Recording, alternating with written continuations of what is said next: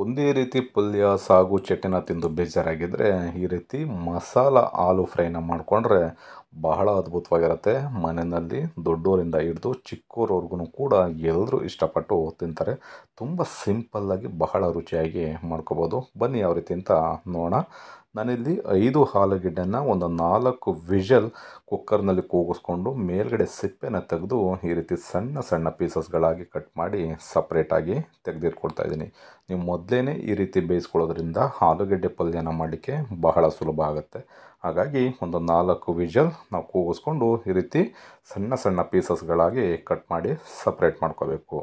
ಇವಾಗ ಇದನ್ನು ಫ್ರೈ ಮಾಡಲಿಕ್ಕೆ ಒಂದು ಕಡಾಯಿನ ತೊಗೊಂಡು ಇದಕ್ಕೆ ಒಂದು 4 ಟೇಬಲ್ ಸ್ಪೂನಷ್ಟು ಎಣ್ಣೆನ ಸೇರಿಸ್ಕೊಳ್ತಾ ಇದ್ದೀನಿ. ಎಣ್ಣೆ ಚೆನ್ನಾಗಿ ಬಿಸಿ ಆದಮೇಲೆ 1 ಟೀ ಸ್ಪೂನಷ್ಟು ಸಾಸಿವೆನ ಸೇರಿಸ್ಕೊಳ್ತಾ ಇದ್ದೀನಿ. ಸಾಸಿವೆ ಸ್ವಲ್ಪ ಚಿಟಪಟ ಅಂತ ಸಿಡಿಬೇಕು. ಸಿಡಿದಾದ ನಂತರ ಸ್ವಲ್ಪ ಕರಿಬೇವಿನ ಸೊಪ್ಪು ಹಾಗೆ ಒಂದು 4 ಹಸಿಮೆಣಸಿಕಾಯಿನ ಮಧ್ಯಕ್ಕೆ ಸೀಳಿ ಸೇರಿಸ್ಕೊಳ್ತಾ ಇದ್ದೀನಿ. ಹಾಗೆ ಸ್ವಲ್ಪ ಇಂಗನ್ನು ಕೂಡ ಸೇರಿಸ್ಕೊಳ್ತಾ ಇದ್ದೀನಿ. ಇಂಗನ್ನು ಸೇರಿಸೋದ್ರಿಂದ ಫ್ಲೇವರ್ ಚೆನ್ನಾಗಿರುತ್ತೆ, ರುಚಿನೂ ಕೂಡ ಬಹಳ ಚೆನ್ನಾಗಿರುತ್ತೆ. ಇದಕ್ಕೇನೆ ಅರ್ಧ ಟೀ ಸ್ಪೂನಷ್ಟು ಜೀರಿಗೆನೂ ಕೂಡ ಸೇರಿಸ್ಕೊಂಡು ಒಂದು ಅರ್ಧ ನಿಮಿಷಗಳ ಕಾಲ ಎಳೆ ಕಾವನಲ್ಲಿ ಇಟ್ಕೊಂಡು ಚೆನ್ನಾಗಿ ಫ್ರೈ ಮಾಡ್ಕೋಬೇಕು.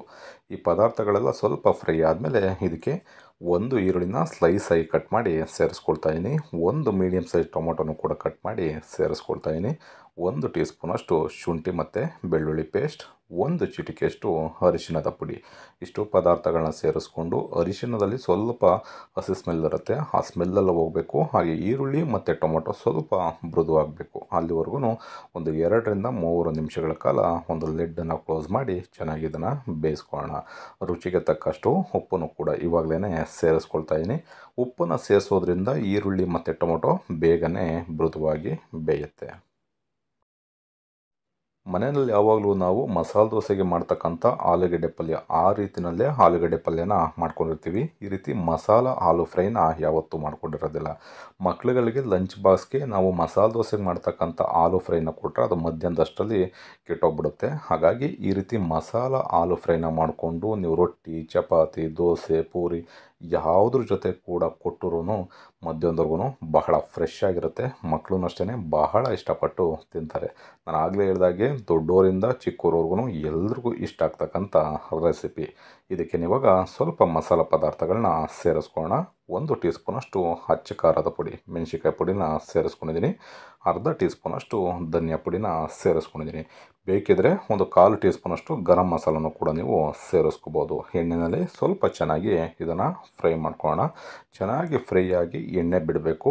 ಎಣ್ಣೆ ಬಿಟ್ಟ ಮೇಲೆ ನಾವು ಇದಕ್ಕೆ ಕಟ್ ಮಾಡಿ ಇಟ್ಕೊಂಡಿರ್ತಕ್ಕಂಥ ಆಲೂಗೆಡ್ಡೆನ ಸೇರಿಸ್ಕೋಬೇಕಾಗತ್ತೆ. ಆಲೂಗೆಡ್ಡೆನ ಸೇರಿಸ್ಕೊಂಡು ಲೋ ಫ್ಲೇಮ್ ಅಥವಾ ಮೀಡಿಯಮ್ ಫ್ಲೇಮ್ನಲ್ಲಿ ಇಟ್ಕೊಂಡು ಚೆನ್ನಾಗಿ ಒಂದು 3ರಿಂದ 4 ನಿಮಿಷಗಳ ಕಾಲ ಇದನ್ನು ಮಿಕ್ಸ್ ಮಾಡ್ಕೋಬೇಕು.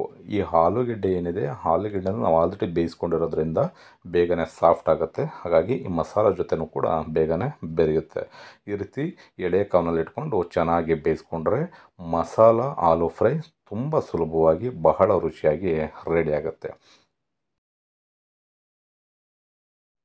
ಈ ರೀತಿ ಚೆನ್ನಾಗಿ ಫ್ರೈ ಮಾಡ್ಕೊಂಡಾದ ನಂತರ ಇದಕ್ಕೆ ಸ್ವಲ್ಪ ಕೊತ್ತಂಬರಿ ಸೊಪ್ಪನ್ನು ಕೊನೆಯಲ್ಲಿ ಸೇರಿಸ್ಕೊಳ್ತಾ ಇದ್ದೀನಿ. ನಾನು ಆಗಲೇ ಹೇಳಿದಾಗೆ ನೀವು ರೊಟ್ಟಿ ಜೊತೆ ಮಾಡಿಕೊಂಡ್ರೂ ಬಹಳ ರುಚಿಯಾಗಿರುತ್ತೆ. ಚಪಾತಿ ಪೂರಿಗೂ ಕೂಡ ಬಹಳ ರುಚಿಯಾಗಿರುತ್ತೆ. ಸಿಂಪಲ್ಲಾಗಿ ಮಾಡ್ತಕ್ಕಂಥ ರೆಸಿಪಿ. ಈ ರೆಸಿಪಿ ನಿಮಗೆ ಇಷ್ಟ ಆಯಿತು ಅಂತ ಅಂದ್ಕೊಳ್ತೀನಿ. ಇಷ್ಟ ಆಗಿದ್ದರೆ ಆದಷ್ಟು ಜನಕ್ಕೆ ಈ ರೆಸಿಪಿನ ಶೇರ್ ಮಾಡಿ. ಹಾಗೆ ಇನ್ನೂ ಹೊಸದಾಗಿ ನೋಡ್ತಾ ಇರ್ತಕ್ಕಂಥವ್ರು ನಮ್ಮ ಚಾನಲ್ನ ಸಬ್ಸ್ಕ್ರೈಬ್ ಮಾಡ್ಕೊಂಡಿಲ್ಲ ಅಂತಂದರೆ ಸಬ್ಸ್ಕ್ರೈಬ್ ಮಾಡ್ಕೊಳ್ಳಿ. ಪಕ್ಕದಲ್ಲಿ ಇರತಕ್ಕಂಥ ಬೆಲ್ ಬಟನ್ನ ಪ್ರೆಸ್ ಮಾಡಿ. ಹಾಗೆ ಫೇಸ್ಬುಕ್ಕಲ್ಲಿ ನೋಡ್ತಾ ಇರ್ತಕ್ಕಂಥವ್ರು ನಮ್ಮ ಪೇಜನ್ನು ಫಾಲೋ ಮಾಡ್ಕೊಳ್ಳಿ. ನೀವು ಕೂಡ ಮನೆಯಲ್ಲಿ ಒಂದು ಸಲ ಟ್ರೈ ಮಾಡಿ ಹೇಗಿತ್ತು ಅಂತ ಕಮೆಂಟ್ ಮಾಡಿ ತಿಳಿಸಿ. Thank you.